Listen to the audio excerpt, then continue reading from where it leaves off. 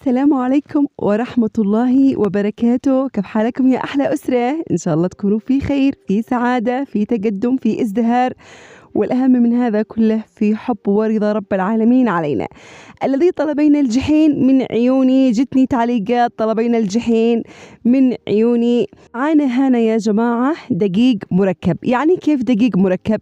يعني كوب بلسن، كوب شعير، كوب ذرة حمراء، كوب دخن. صليتوا على النبي يا جماعة. طبعا كوب رومي، لازم كلهن يكونين بلدي، والأهم طبعا ان انتوا تجيبوا 2.5 كوب دقيق أسمر الحبة الكاملة، وننخلهن يا جماعة ونطرحهن هنا ونفعل لهن شوي ملح بما يعادل 2 ملح. ضروري يا جماعة تتقيدوا بالكمية، تتقيدوا بالمكونات. ونطرح هنا حبة البركة، بصيروا نطرح هنا بما يعادل 1 وشوية أو 1.25 حبة البركة. طبعا هنا نطرح خميرة علشان ما تقولوش إن أنا ما قلت لكمش. نطرح هنا خميرة، ونطرح ملح، ونطرح حبة البركة. طبعا هذا خميرة إسعاف الذي بنسميها أو تسموها خميرة البيرة. اللهم صل وسلم على عبدك ونبيك محمد. يا جماعة صلوا على النبي، اذكروا والله خيرات. أنا عند الله وعندكم ذكرة الله كنز، ذكرة الله بركة، ذكرة الله عظمة، ذكرة الله نجاح في الدنيا قبل الآخرة. طبعا بصروا يا جماعة هانا ضروري ندي حبتين بيض نخبشهن نخبشهن هنا لحالهن. ما تطرحوش البيض على طول فوق الدقيقة مركب. لازم ينخبش البيض هنا لحاله، ينخبش لوحده وبعدين نطرحه فوق الدقيق. عاد تقولوا لي الماء، عاد أقول لكم علشان الزخمة أو الزهمة. المهم شم البيض يختفي تدريجيا مع العجينة حق الجحينة، لأن الجحينة لازم تكون بهذا المواصفات وتكون بهذا المقادير علشان يطلع لك يا بنات جحين يجنن، جحين روعة. وطبعا هذا الوصفة عتنفع المغتربات في الخارج الذي طلبين الجحين على أصول البلدي. طبعا هنا معانا 1.5 كوب يا جماعة زيت، ضروري يكون بالزيت. أنا جدتي الله يرحمهم كانت تفعل سمن بلدي. طبعا أنا معي غير قليل السمن بلدي، ما عاد بش معي خيرات، رجعت وفيت بالزيت علشان يندمج. وفعلنا طبعا سمن، لأنه أنا ما بقيش معي إلا قليل السمن بين أطرحهم في تاي العلبة على سب قلت يحافظ عليهن على سب لا يختفي شمهن ويختفي روعتهن. ونعجنهن هنا يا جماعة، بصيروا نعجنهن بهي الطريقة. طبعا أنا ذي بتعجن أختي الله يحفظها ويسعدها ويدي لها ما في نفسه ويجبرني بعافيتها، هو كريم عظيم. بصيروا وهانا ندي ما دافي قد دفيناه من سابق ونطرحه حنية ونعجنه بهذا الطريقة. طبعا سامحوني يا جماعة على الإضاءة، الإضاءة ما كانت واضحة. ليش؟ لأنه المهم قصة طويلة بردوا لكم، خلوكم على المهم هنية. الجحين يا جماعة لازم ينعجن بهذا الطريقة. بصيروا ما شاء الله ولا حول ولا قوة إلا بالله وبسم الله الرحمن الرحيم. قولوا ما شاء الله يا جماعة، اذكروا والله خيرات. كيف حالكم؟ إن شاء الله تكونوا في خير، في سعادة، في تقدم. طبعا الفيديو طويل بس أنا ضروري أخليكم تشوفوا الطريقة علشان تعرفوا سمك العجينة حق الجحينة، لأني تختلف عن باقي العجين كله. سمك العجينة يختلف يا جماعة. بصيروا لازم ينعجن بهذا الطريقة. بسم الله الرحمن الرحيم. طبعا ما شاء الله على دمها أختي، محترفة جدا جدا جدا في الطبخ، عادي أحسن مني 1000 مليون مرة. الله يحفظهاش ويديرش العافية ويستر عليش ويدير رزقاش. بسروها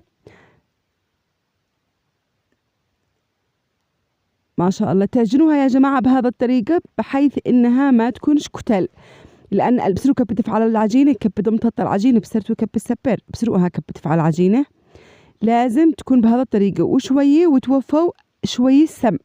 بسرو لازم تتوفى شوي السمن. المفروض ان انا اقص الفيديو بس انا قلت ماشي، ضروري ان انتوا تشوفوا الخطوات حق الجحينة بالتفصيل علشان تنتفعوا وتستفيدوا اكثر. بسرو واحنا بسرتو كيف عجناها، خليناها شوفوا قاسية ورجعنا وفيناها بالسمن.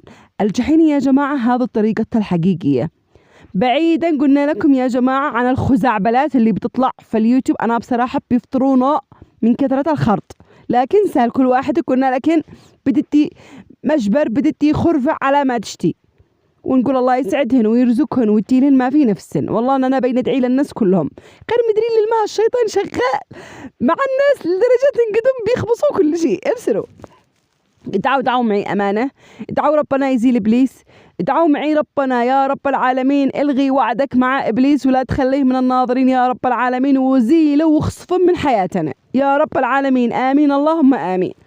بصروا يا جماعة كيف انعجنت وبعدين وفينا السمن. طريقة الجحين لازم تكون كل شوية وانتين توفن سمن، كل شوية وانتين توفن سمن، كل شوية وانتين توفن سمن يا بنات، علشان تطلع معاكن عجينة خرافية، تطلع معاكن عجينة الروعة. المغتربات الذي بيقولين والله العظيم نحن ما بنطعم الجحين ولا نطعمها إلا في صنعاء، ما قال لكن والله العظيم لو تلتزمين بالطريقة وتلتزمين بالمقادير ان انت عاد احصلا على جحين كأن انتن في البليلي كأن انتن في صنعاء القديمة. بسروا قبل نعجنها، بسروا نعجنها كل شوية، وبعدين بصير كفقاعات العجينة لا هي قاسية ولا هي رطبية يا بنات، لازم تتقيدين بهذا الطريقة علشان تطلع معاكن جحينة تجنن. والله العظيم لو أقول لكم إن الجحين هذا من أروع الأكلات مع الزبادي والزحاوق، يعني روعة روعة روعة. ينفع مع المطيط الذي رويتكم في الفيديو السابق النشوف، والمطيط اللي في عنا يقع روعة فوق ما تتخيلوا. بسرين كيف نفعل يا بنات؟ بسرين كيف بنفعل؟ بسرين كيف رجعت العجينة ترجع بهذا الطريقة. بسروا ما شاء الله ولا حول ولا قوة إلا بالله العلي العظيم. لازم تنعجنها بسرين كيف وقعت العجينة يا بنات، لازم تنعجن هكذا. أنا مشيش أسرع لكن الفيديو علشان تقولين ولا استفدنا شيء، ما هو ليش هكذا يا سمية وهذا ماله يا من ركزين. الله يحفظكن ويسعدكن ويسعدكم ويسعد متابعيني في أي مكان في العالم، ويجبرني بعافيتكم ويحفظكم إن شاء الله ويرضى عنكم. هو كريم عظيم إن شاء الله، وابصركم معي في جنة الفردوس. هو كريم عظيم قادر على كل شيء. بسرين يا بنات، بسرين كيف وقعت العجينة. بسرين لا هي هذيك الحجرة ولا هي هذيك الرطبة، لازم تكون بهذا الطريقة، ونتركها لمدة ساعة ونص علشان تخمر براحتها. مش تخلى انها تخمر قوي، لو ما قدي بتتفسخ من ايديكن، يعني كيف يعني قدي بتتناكع من بين ايديكن ماشي. لازم تخلى انها تخمر يعني ساعة ونص. وهنا ندي يا جماعة بسرو طحين في تي الطاسة، نطرح طحين لأنه الجحين ما ينخبز في التنور إلا بالطحين. هنا وهنا شوي ليش بسرو عاد أقول لكم ليش بسرو نمسح التنور. طبعا ضروري التنور، طبعا احنا كان المفروض هو بيني وبينكم ما يكون معانا تنور حطب، بس لأنه الحطب غالي فاضطرينا نفعل لكم بالغاز أسرع. ولكن نفسي قسما بالله أن أنا أسوي لكم في التنور الحطب علشان تبصروا روعته وجماله، وهو هنا جماله والكل فظيع. والمغتربات يسترني يفعلنا حتى بالفرن، بس يفعلنا أقراص صغيرة مش يفعلنا كبيرة عشان يطلع خلقة عظيمة. بسرين هنا يا جماعة مسحنا التنور بسرو وطينا الذي داخل بسرو، وهنا ادينا شوي ماء بسرو كفعناهن بسرو كب بتخلوا العجينة مثل العجلة، بسرو كب بتكون العجينة مثل العجلة مقرنة من الأطراف، معاها قرون من الأطراف، وتكون من الوسط مثل التاير حق السياكل أو المهم مثل العجل. بترسوا يا جماعة ليش يا اسمي فعلتوا هكذا؟ علشان ما تتشطش وما تتفسخش معاكن يا بنات، فهمتي؟ علشان ما تتفسخش تتشرخ معاكن، تتفسخش معاكن يا بنات. هنا دتنها في التنور ودجسن تفطصنها بقاعة أيديكن ولا بالأصابع، بسرين تفطصنها. يعني كيف تفعلين؟ ايش نقول يا جماعة؟ كيف نفسرها؟ تفطصيها يعني ايش؟ يعني تهمسيها او ترزمي عليها في التنور. طبعا احنا طفينا الشعلة الذي داخل علشان لا يحرق بسرعة. نشين نرويكم ونصور لكم الطريقة. بسرين بسروا يا جماعة كيف خليناها مثل العجلة، لازم تكون هكذا مثل العجلة. بسرين الطريقة الصحيحة للجحين هكذا، لازم تكون مثل العجلة مقرن من الأطراف ومدور من الوسط مثل العجلة. ليش؟ علشان انتي لو ما تجي تفطسيها في التنور ما تتشطش وتتشرخ عليش ويقع شكلها مش لطيف وتكون الطحينة مستوية كاملة مدورة تجنن تبيض الوجه. بسرين نفطسها في التنور. طبعا التنور الحطب روعة روعة روعة روعة فوق ما تتخيلين. البنات اللي عايشة مغتربات عندكنا الحطب، عندكنا الحلا، عندكنا الفن. وطبعا احنا ان شاء الله بإذن الله بلادنا قد بدأت تسبر، قد التصنيع الذاتي بدأ يشتغل في بلادنا. اللهم لك الحمد ولك الشكر، كلها أيام معدودات واستغنينا عن الخارج، ما عاد نشتيش نستورد أي حاجة من الخارج. ربنا كريم، عقبال يا رب العالمين ما تكبر قناتي، واصل لها الزراعة، واصل لها المواهب، واصل لها بلادي أروع بلاد على وجه الأرض بإذن الله وبفضل مساعدتكم يا رائعين. بسرتني يا بنات العجينة كفوق شكلها بسرين، لا هي هذيك الحجرة ولا هي هذيك الذي بتتمطط في يديكن، بالعكس بسرين محلاها. طبعا الدقيق هنا يا جماعة لازم يكون دقيق شعير، الدقيق لازم يكون دقيق شعير. انتبهن تدين تجيبين دقيق غير الشعير يا جماعة، لازم الدقيق يكون شعير. بسرنها أيوة قد كانت عدنك على أختي قد كانت عدنك على أختي العزيزة، لكن أختي بصراحة ما شاء الله عليها محترفة الصدق. هي قدية الكينج حق البيت الصراحة، أمانة أنا قدية البروفيشنال لا الله يحفظها بس يديها العافية ويجبني بعافية القمر. بسرتوا يا جماعة بسرين تجلسن هكذا تفطسين العجينة بأطراف أصابعكن، يعني تهمسنها قوي مش تيتم بس يعد يحرق عليك لو همستنها قوي. لازم تهمسنها بهذا الطريقة علشان تطلع معاكن جحين يجنن يبيض الوجه. يستغربوا الناس كلهم ويقولوا في ديت الأيادي ما وضع الطعم الحالي، ما وضع الخلقة، ما هذا المملكة العظيمة. المهم الجحين يا بنات تاكلن مع المطيط الذي سويت لكم حلقة المرة السابقة حق النشوف، ولا تاكلوا مع زبادي يكون يعني زبادي طبيعي من حق البقر. يا عيبة يا والطعم يا جماعة وزحاوق. والبنات اللي طلبا مني الزحاوق من عيوني أنا أفعل لك الذي تشتي، أنت غير أمرين بس من عيوني.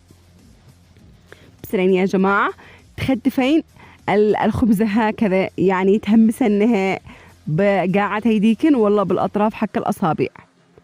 ما شاء الله ولا حول ولا قوة إلا بالله. مملكة عظيمة والله مملكة عظيمة قسما بالله فوق ما تتخيلوا. الجحين هذا بالذات والقفوع والذمول والقرم والخبز البلسن والقفوع البلسن يعني حاجات روعة روعة. شرجع أصور لكم كل شيء لا تقلقوش، انتوا غير اصبروا وعيجي رزقكم لا عندكم، انتوا غير اصبروا بس.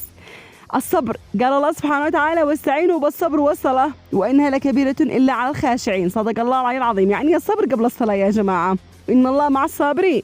بسرو بساتن يا بنات كب نفعلها، بساتن كب ندورها، بندور العجينة بهذا الطريقة. أنا قد بطأت الفيديو علشان تتعلمين. بسرين كب ندورها لو ما تكون أطرافها مقرنة مثل العجلة. شوفوا كيف هذه هي الطريقة الصحيحة للجحين. بسرين يا بنات أو بسروا يا قوم.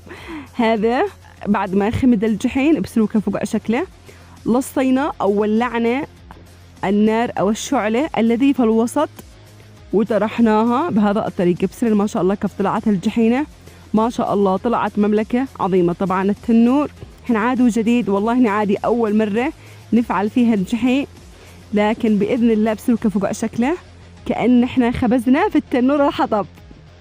ما هو ضروري تفتكرين وتفكرين وتبدعين. بسرتوا يا جماعة كفوق شكله وقع شكله روعة ويجنن ما شاء الله. مملكة عظيمة سبحان الله العظيم. طبعا وهذا هو الجحين يا جماعة، هذا هو الجحين اليمني، هذا الجحين اليمني الحقيقي على أصوله. الطعم ما أقول لكم خيال خيال خيال وروعة وصحي وما بش أحلى من البلدي. نشجع زراعتنا في بلادنا، نصلح بلادنا لأنه بلادنا غنية. قلنا لكم يا جماعة ربنا يحفظكم ويحميكم ويسعدكم. اكتبوا لي في التعليقات يا بنات من هي الطحطوحة الذي سبكتها، من هي الطحطوحة المبدعة الذي طبقتها صح يا منعة. وقولوا لي ما في نفسكن وقولوا لي ما تشتوا، وأنا من عيوني تي قبل تي أتي لكم الطبخ الذي في نفسكم إن شاء الله بإذن الله. والبنات اللي طلبا مني حاجات الزقني والحاجات هذا، والله إن في تعليقات خيرات بتوصلني يشتن هذا الأكلات من عيوني. ابشروا إن من معي غيركم، من معي غيركم، الله يحفظكم وبالهنا والشفاء، ولا تنسوني من دعواتكم، أنا عند الله وعندكم.